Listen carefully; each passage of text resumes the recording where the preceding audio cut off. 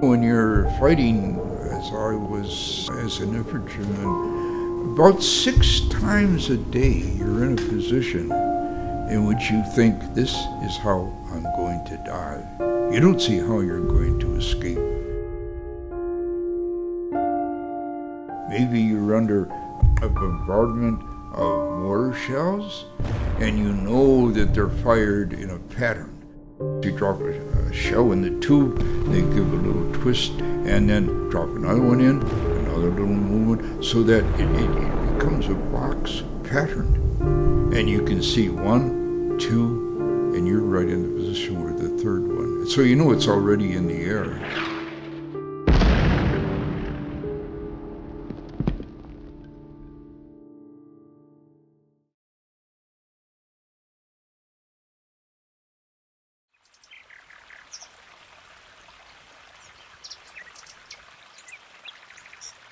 The children who had become the greatest generation had a charmed childhood.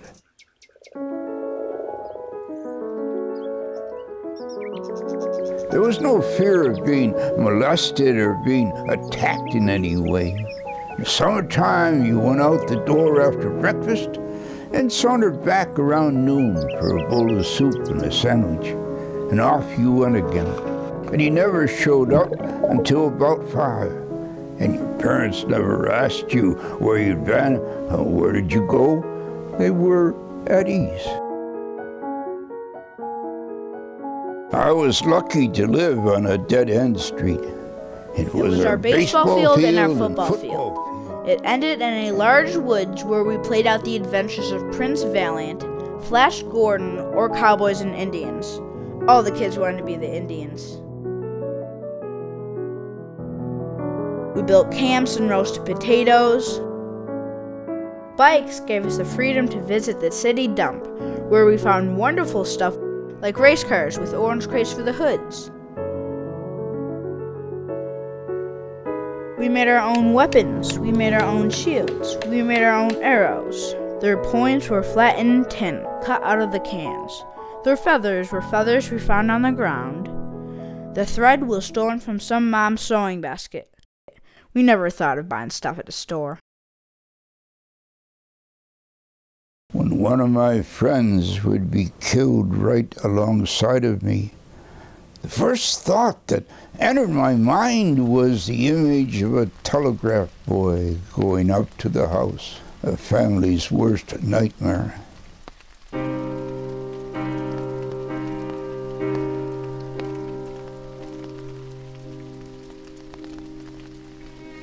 You would think that the first thought would be, hey, this wonderful guy I appreciate so much. What a wonderful guy. He's now been killed.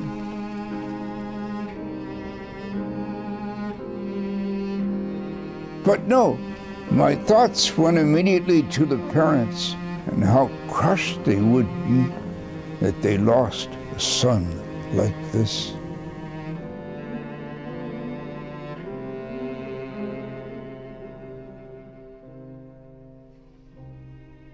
My mother died when I was only 11. Nevertheless, she made such a strong impression on me that even if she had lived to be 90, I simply would have seen more instances of her character that I knew very, very well by the age of 11 and even earlier.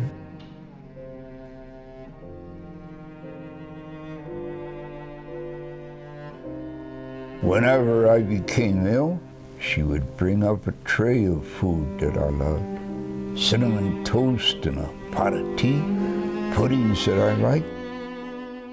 She saw to it that I read widely because she herself loved books. So at the age of 10, I had already read Tom Sawyer and Moby Dick, even Little Women.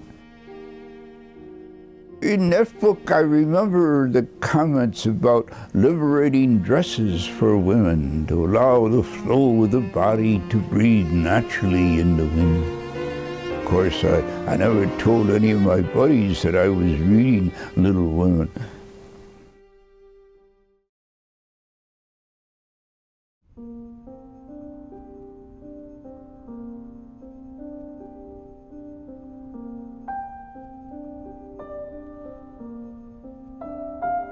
My dad was a remarkable man. He was a wonderful dad. In those days, males did not hug one another or their children. They didn't hug them and say, I love you, you know I love you. Males were supposed to keep their emotions inside of them. But I could tell that my dad loved me.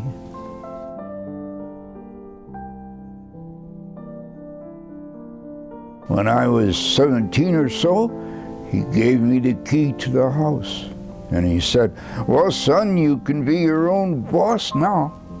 We found that you are a very responsible boy, and so we trust you now. Fathers would give a handshake, pat on the back. Usually they wouldn't say anything. But to their neighbors, well, they would boast about their child.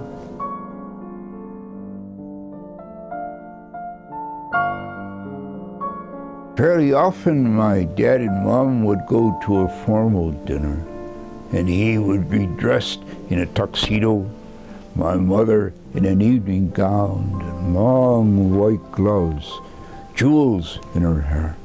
She looked like a movie star.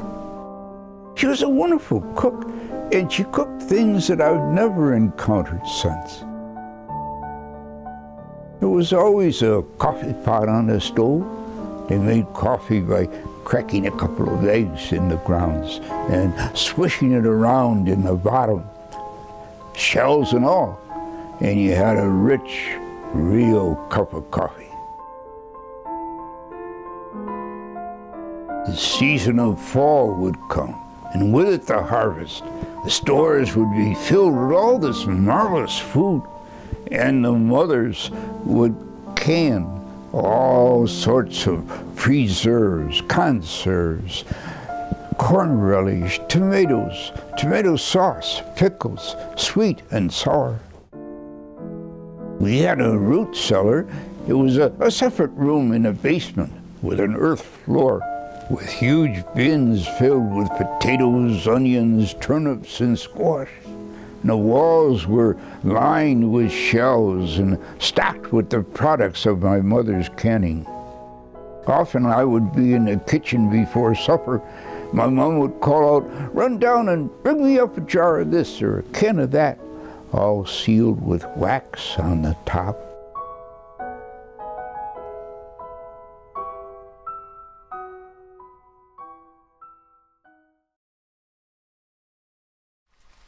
My mother, unfortunately, developed cancer. And when I was in the 6th grade of grammar school, she died. She was 41.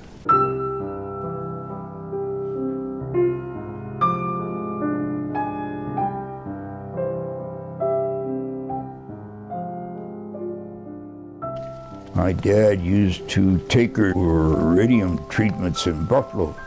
And when he went to pick her up, he would take me along, so I'd be there to welcome her. She was ill in bed at home for about 5 months, and the bedroom faced the street. My dad bought her a car and parked it at the curb so that she could see it from her bedroom. He said, "That's for you when you beat this thing and get well." But he knew.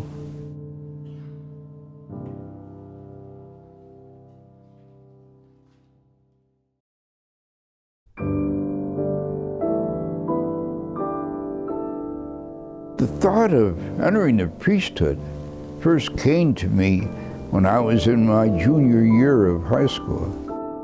It was just a possibility, just a thought, just a thought.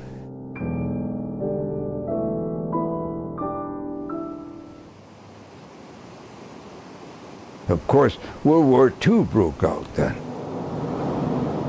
And I thought, well, I'll go into the army and fight the war, and if I live through that, I'll come back to this thought. Beyond the obvious fact that the war had to be fought, most of us viewed the war as an interruption. It wasn't real life.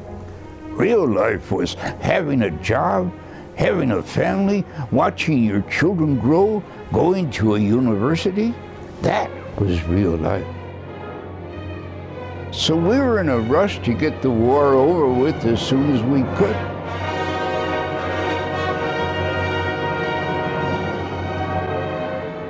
In fact, the Americans wanted the war to be over as fast as possible. But to do that, they knew they would have to pay a price in casualties. And that's why, despite heavy losses, they pressed on and on.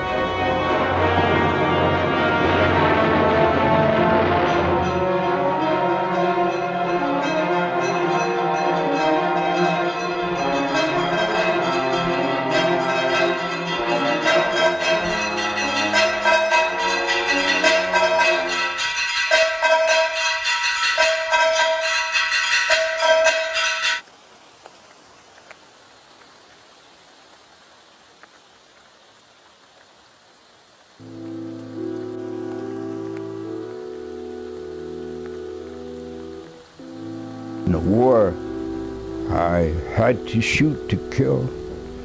I was either assaulting enemy positions or fighting off counterattacks. You might ask, well, did it trouble you afterwards? Is this a burden of guilt that you have to carry once you have taken a life? And I would say no, because I knew the circumstances under which I acted. I knew that we were in a war with our backs to the wall, that it meant slavery and death if Hitler were not taken care of. I knew that. I knew that it was a war that had to be fought and won.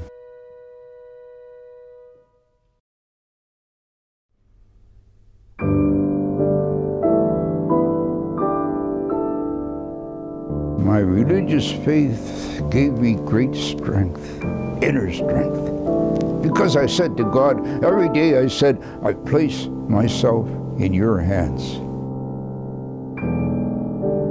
You want to take me? Fine. I'd like to live longer, but it's up to you. So I was ready. I was ready. I was always ready to die.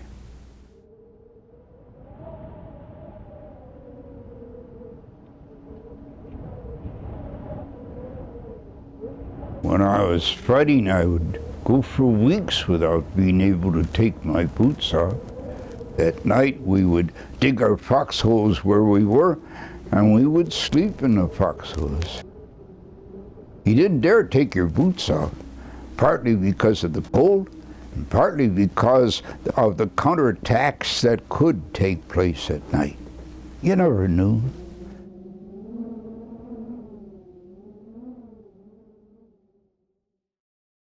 One of my fellow soldiers was a guy named Leo Hetzler. I was with him for more than 1.5 years before we ever got overseas. Leo had a wry sense of humor, was a born comedian, and a wonderful companion. He was my best friend.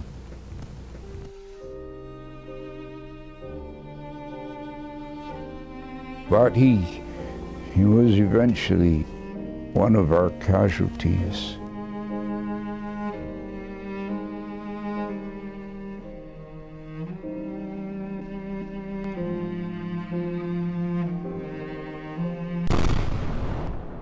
Germans were fighting a defensive war, so we were always on the attack against strong German defensive positions. Germans would take the ground in front of the line and make a grid of it on paper. Then they would give various features numbers on that grid. Each number had exact settings for their mortars or artillery. For example, if a group of Americans were advancing up a draw, the enemy spotter would simply call in and say 22, and in a second the draw would be pounded. So we're always attacking defensive positions. And if we did drive the Germans off, we knew 100% without a doubt that within 20 minutes they would counterattack. They always counterattack. So when you took a ridge, for example, you immediately started digging a foxhole because you knew that they were going to counterattack.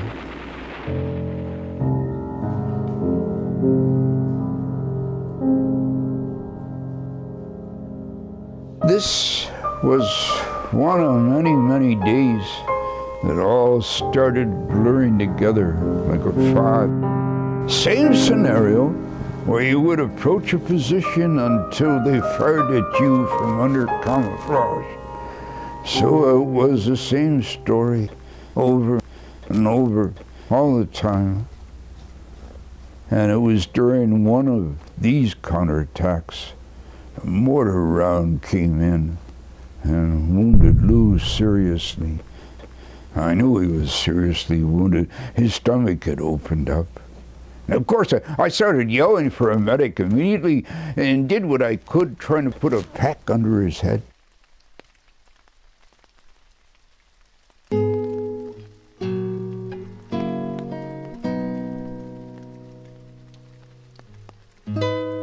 Took him about 20 minutes to die. And all through those 20 minutes, he was trying to get me to laugh, as he always was able to do, quips, one after another.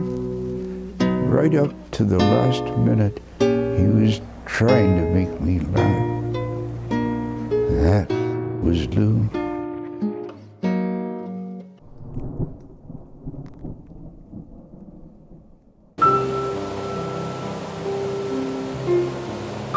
There are times when your mind is so tired that you are exhausted and you fall back on formal prayer. That is, you fall back on the Our Father, the Hail Mary, the Glory Be, because your energy just can't get up to this personal conversation with God.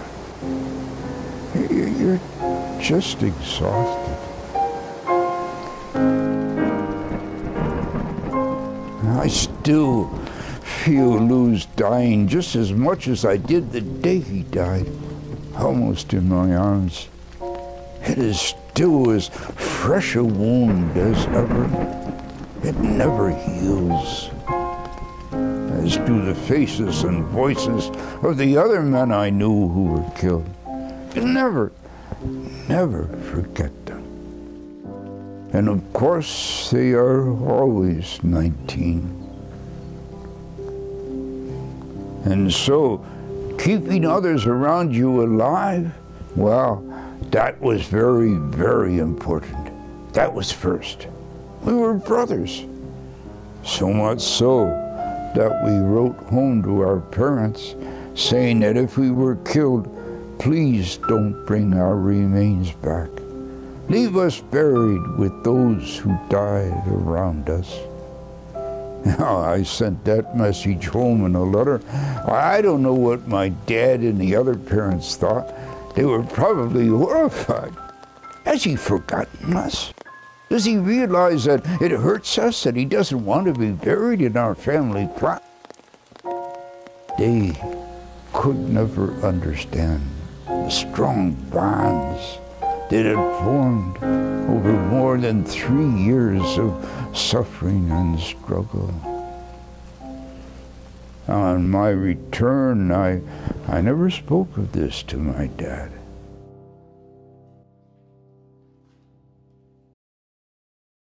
In my last 9 months in the Army, I was in the Philippines.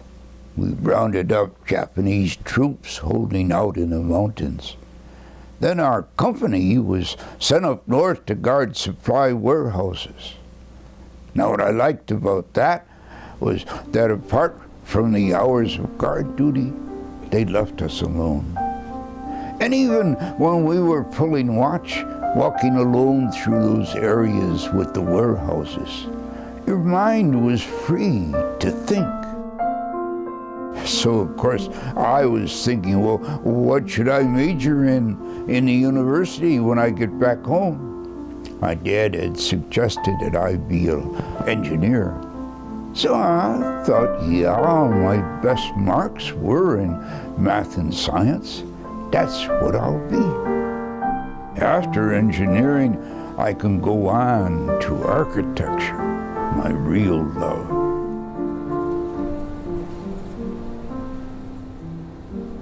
So I had my future nicely planned out. But I kept having this recurring thought, the thought that I had in high school, that Christ was calling me. It wasn't a physical voice, but when I listened, I could hear it. It would kind of come up like the wind, and it sounded so right. What I'd like you to do is to be a priest. It's an invitation. You can say no, but that's what I'd like. If you say no, I will give you the same blessings and the same love as if you had said yes. I couldn't shake that voice. Here I am having this dialogue with God, and I said, "Are you out of your mind? Are you crazy? Everybody I know would make a better priest than I would." Next to my utter unworthiness, I suppose the hardest thing was that I would have to give up having children. So I fought tooth and nail, dug in my heels, but I couldn't shake that voice. My dad had a really comfortable amount of money to leave me, and here I was, turning my back on everything he had planned for me, as well as all the work he had put in preparing for my future. And since I was his only son, he would also have to face the family line ending with me. Nonetheless, I told him that I wanted to become a priest.